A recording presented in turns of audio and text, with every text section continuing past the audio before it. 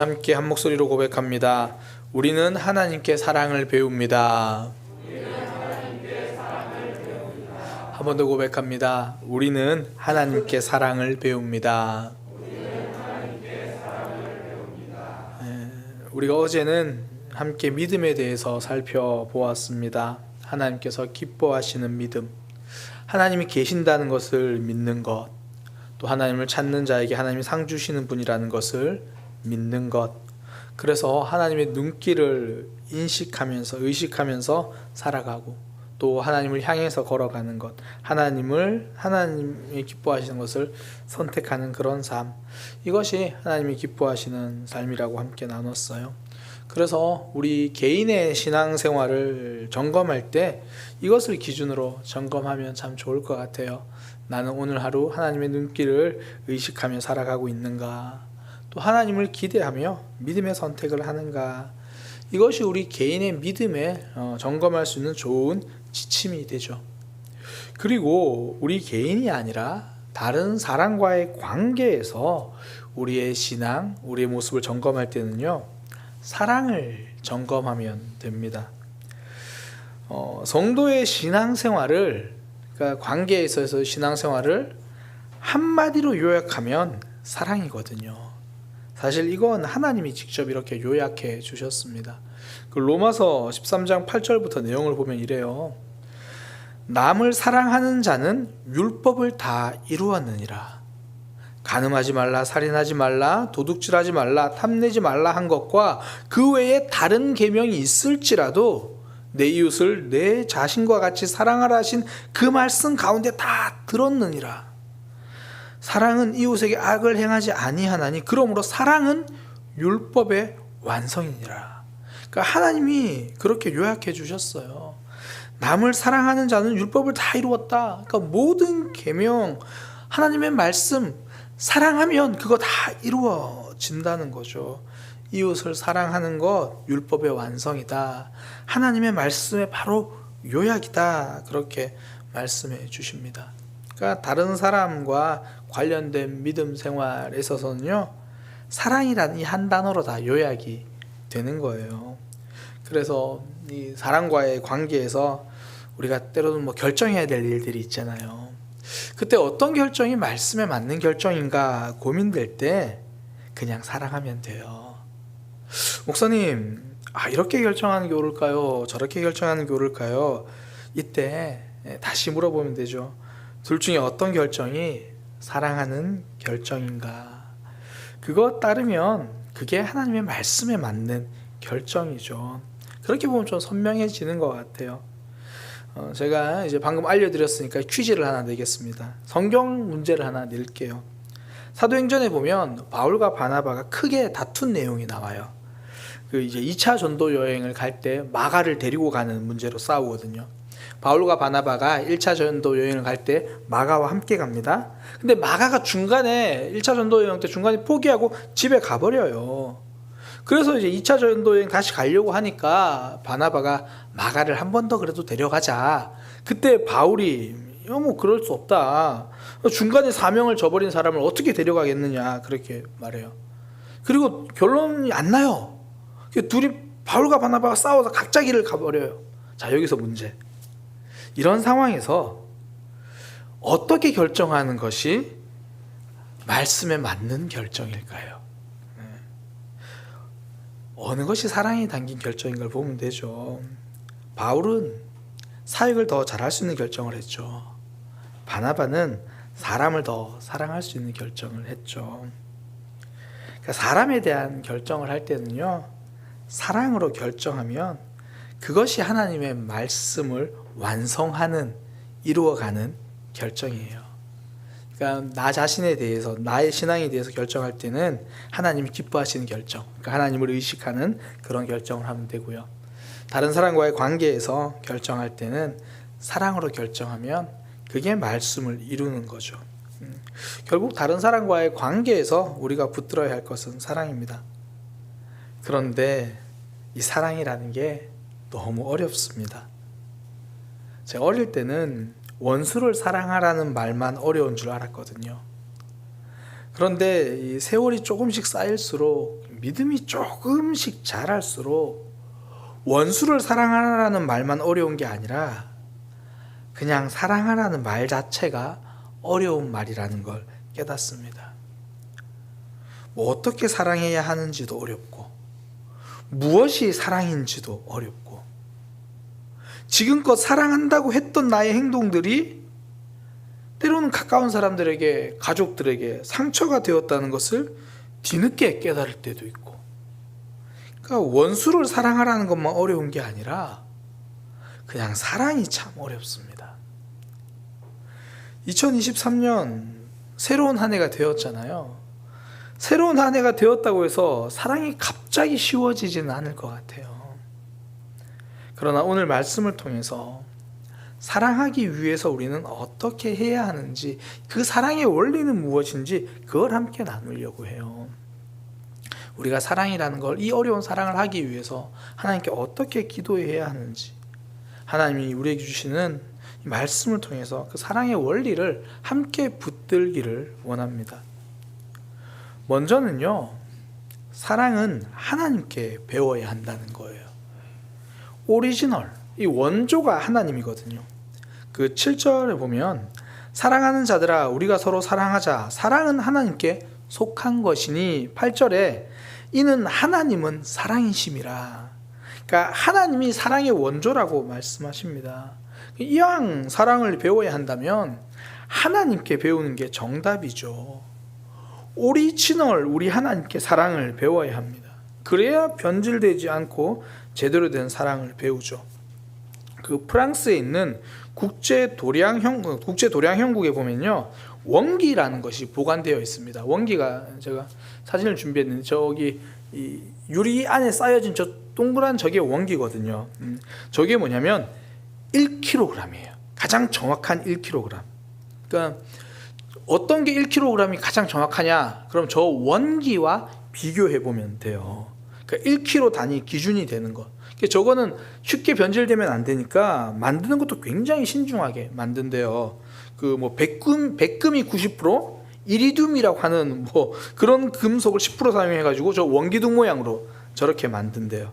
그리고 똑같은 형체의 복제품도 6개를 더 만들어 둔다고 합니다. 그리고 다른 나라에도 필요하니까 1880년에 저것을 한 40개 정도 복제해가지고 이 다른 나라에 배포를 했어요. 뭐 그 후에도 추가로 복제품을 좀 더 만들어서 좀 필요한 나라들에 보냈습니다. 우리나라에는 저 복제품이 총 4개가 있어요. 한국표준과학연구원에 잘 보관되어 있습니다. 진짜 제대로 된 무게를 달아보려면 오리지널과 비교해 봐야 하죠. 오리지널을 따라야 제대로 된 것이 나옵니다. 그래서 성도는 하나님께 사랑을 배웁니다. 사랑하려면 내가 사랑의 하나님을 만나야 된다는 이야기예요. 우리가 하나님께 사랑을 배운다, 다른 게 아니라 내가 하나님의 사랑을 경험해야 한다는 거죠. 삭개오는 예수님의 사랑을 경험하고 사랑의 사람이 되었잖아요. 그러니까 예수님이 오신다는 이야기를 들었어요. 근데 그는 예수님을 보지 못하죠. 왜냐하면 세리장 삭개오로 있을 때 철저하게 소외된 사람이죠. 성경에는 그가 예수님을 보지 못한 이유가 키가 작고 사람이 많아서다, 그렇게 말을 해요. 이게 단순히 키 문제로만 보면 안 됩니다. 작은 키와 함께 사람이 많다라는 걸 함께 봐야 돼요. 사람들이 삭개오에게는 안 비켜줬다는 이야기예요. 삭개오는 그 사람들을 뚫고 들어갈 수 없었다라는 말입니다. 그래서 선택한 게 나무 위로 올라가는 거잖아요. 저는 이 나무 위로 올라가 있는 삭개오의 모습 속에 외로움이 보이더라고요. 이 중년 남자가 사람들 틈에 끼지 못하고 나무 위에 올라가서 예수님을 보고 있는 모습. 예수님은 그런 삭개오에게 성경이니까 쳐다보시고 그 눈을 맞추시고 말씀하시는 거예요. 삭개오야, 내려오라. 내가 너희의 집에 가겠다. 삭개오를 보시는 예수님, 다들 외면하고 밀어내는 삭개오의 집에 찾아가겠다고 말씀하신 예수님. 예수님은 지금 삭개오야, 내가 너를 이렇게 사랑한단다, 그 말씀을 하시는 거죠. 그 사랑을 만난 삭개오가 사랑의 사람이 됩니다. 예수님, 저 지금까지 빼앗은 거 다 돌려주겠습니다. 재산의 절반은 가난한 이들에게 나누어 주겠습니다. 예수님의 사랑을 만난, 예수님의 사랑을 경험한 삭개오, 사랑의 사람이 되었죠. 오리지널 하나님의 사랑을 경험할 때 사랑의 사람이 됩니다. 2023년 사랑의 사람이 되기 위해서 우리에게 무엇보다 필요한 것, 내가 하나님의 사랑을 경험하는 거예요. 우리의 구원 자체가 하나님의 사랑에서 출발하잖아요. 하나님이 세상을 이처럼 사랑하사 독생자를 주셨으니 이는 저를 믿는 자마다 멸망치 않고 영생을 얻게 하려 하심이라. 이 사랑을 경험하는 것, 그것이 우리의 신앙의 출발이고 우리의 신앙의 과정이죠. 저는 오늘 이 아침에 우리가 기도할 때 이렇게 기도하기 원합니다. 하나님, 저를 사랑하신다면서요. 저를 사랑하시잖아요. 저 그 사랑을 깊이 만나고 싶어요. 하나님이 저를 어떻게 사랑하시는지 그것을 깊이 경험하고 싶어요. 이건 오늘뿐 아니라 어쩌면 우리가 올 1년을, 아니 우리가 신앙생활 하면서 그 과정 동안 놓치지 않고 기도해야 될 기도 제목이죠. 하나님의 사랑을 만나고 하나님의 사랑을 깊이 깨닫고 경험할 수 있도록, 우리가 하나님의 사랑을 만날수록 우리가 사랑의 사람이 되기 때문입니다. 이번 부흥회 강사님이 주제를 1000번을 부를 십자가의 사랑 이렇게 보내주셨더라고요. 그리고 딱 첫날 금요일 말씀 제목이 그거더라고요. 1000번을 부를 십자가의 그 사랑. 이번 부흥회를 통해서 그 십자가의 그 사랑을 경험하는 시간 되기를 소망합니다. 그 사랑을 우리가 먼저 만나고 경험해야 사랑의 사람이 될 수 있죠. 사랑은 하나님이 원조입니다. 그래서 사랑은 하나님께 배우는 거죠. 하나님의 사랑을 경험할 때 우리는 사랑의 사람이 될 수 있습니다. 그래서 2023년 사랑하며 살아가기 위해서 우리가 붙들고 기도할 첫 번째 기도 제목, 하나님의 사랑을 경험하는 삶이 되게 하소서. 나를 사랑하신다면서요. 그 사랑을 나도 정말 깊이 깨달아 경험하기 원합니다. 우리 그렇게 기도하기 원합니다.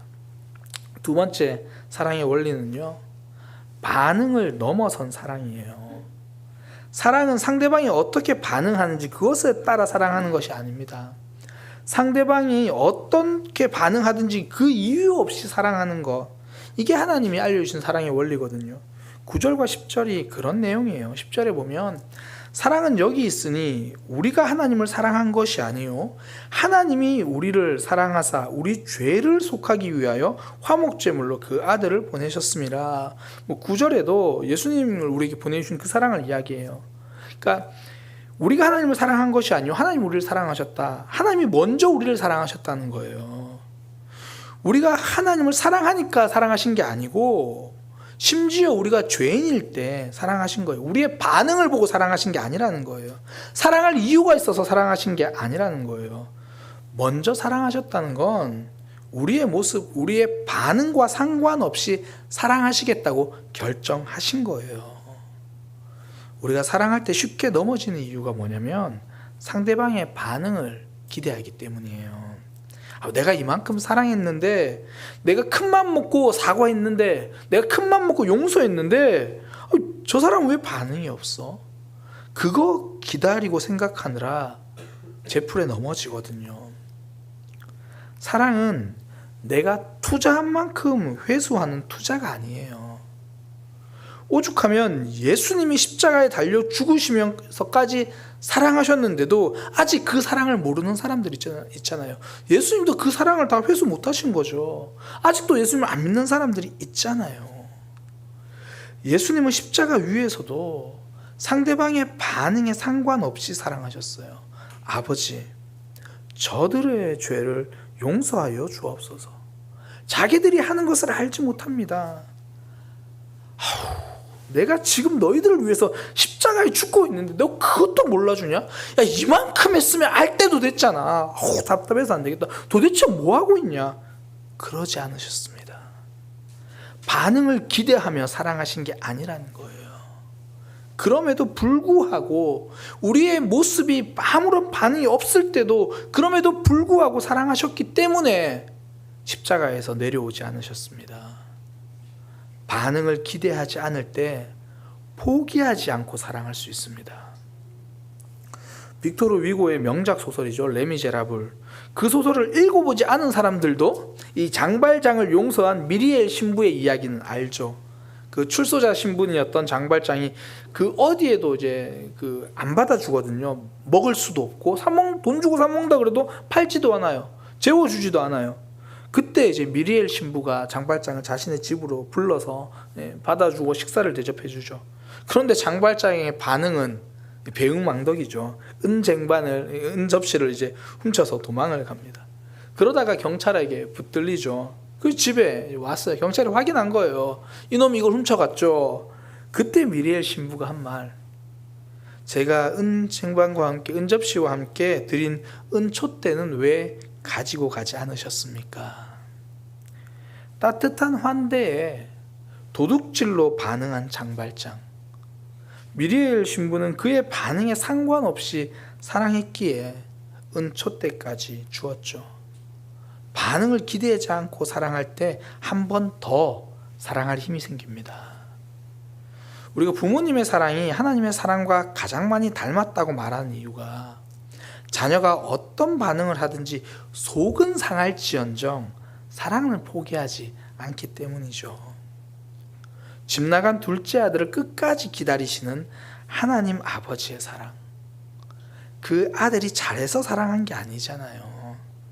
아버지의 사랑도 모르고 뛰쳐나가도 반응이라고는 배신이지만 그래도 여전히 포기하지 않고 사랑하시는 것.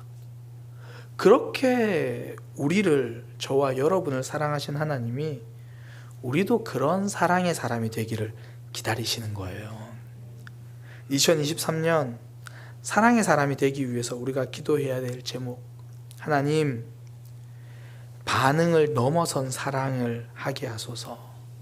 상대방의 반응을 보며 일희일비하지 않고 그냥 내가 사랑해야 할 분량대로 하나님이 사랑하라고 하시니까 그 사람의 반응과 상관없이 사명으로 사랑하게 하소서. 하나님의 말씀 한 단어로 요약하면 사랑입니다. 사랑과의 관계에서 가장 말씀대로 살아가는 비결, 사랑으로 결정하는 거죠. 근데 이 사랑이 어렵습니다. 그래서 우리는 두 가지를 함께 좀 기도하려고 해요. 하나님의 사랑을 배우기 원합니다. 하나님의 사랑을 경험하는 2023년도 되게 하여 주옵소서. 또 하나, 상대방의 반응에 상관없이 사랑할 수 있는 마음을 주소서. 하나님, 상대방의 반응을 보는 것이 아니다는 것을 알았으니까 상대방의 반응에 넘어지지 않게 우리의 마음을 붙들어 주옵소서. 우리가 그렇게 기도하기 원합니다. 2023년 사랑하며 살아가기를 원합니다. 그러기 위해서 하나님의 사랑을 경험할 수 있도록, 그리고 반응을 기대하지 않고 한 번 더 사랑할 수 있도록 그렇게 기도하는 오늘 이 시간 되기를 소망합니다. 기도하겠습니다. 하나님, 다른 사람의 반응을 보기보다 사명으로 사랑하는 삶이 되게 하여 주옵소서.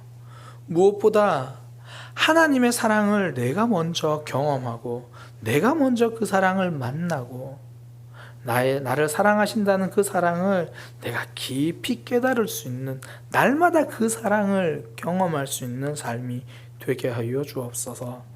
사랑은 늘 어렵습니다. 그래서 기도합니다. 하나님, 사랑하며 살아가는 삶이 되게 하여 주옵소서. 예수님의 이름으로 기도드립니다. 아멘.